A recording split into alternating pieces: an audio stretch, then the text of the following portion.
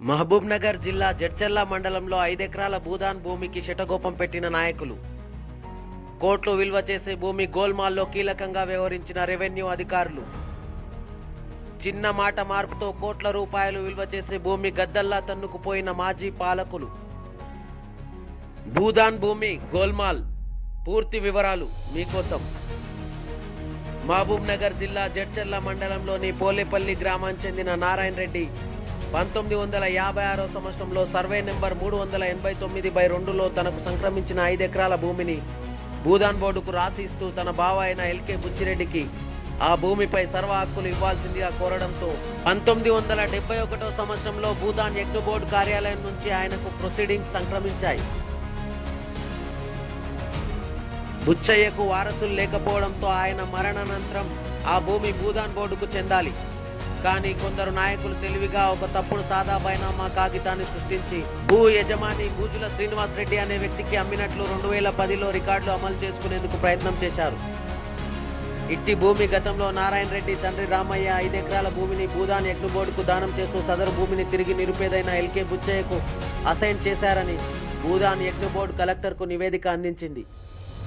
అట్టి నివేదికను పరిశీలించిన అప్పటి కలెక్టర్ వెంకట్రావు తేదీ 9/9/2019 సంవత్సరం నాడు ఎన్ఓసిని తిరస్కరించారు. సంవత్సరం తర్వాత మరలా ఎన్ఓసి కోసం రెండోసారి కలెక్టర్కు దరఖాస్తు చేయగా అట్టి దరఖాస్తు విషయంలో నివేదికను తహసీల్దార్ లక్ష్మీనారాయణను అడగడంతో తహసీల్దార్ వాస్తవాలను దాచిపెడుతూ భూదాన్ భూమికి సంబంధించిన ఎలాంటి పత్రాలు జతపరచకుండా తప్పుడు నివేదిక కలెక్టర్కు సమర్పించారు.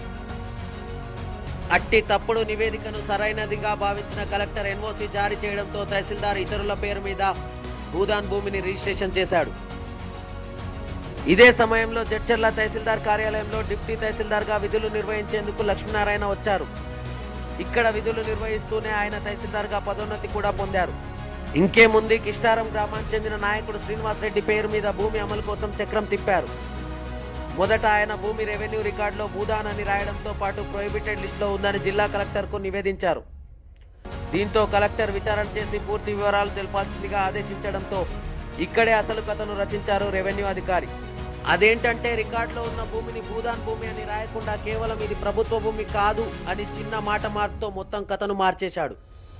దీనికి తోడు 2014 తర్వాత ధరణి పోర్టల్ ఎంట్రీ ఇవ్వడంతో అప్పటికే శ్రీనివాస్ రెడ్డి రికార్డు అమలు కోసం దరఖాస్తు చేసుకోవడం, నేరుగా ధరణిలో ఆయన పేరుపై పాస్బుక్ వచ్చేయడం చకచకా జరిగిపోయాయి.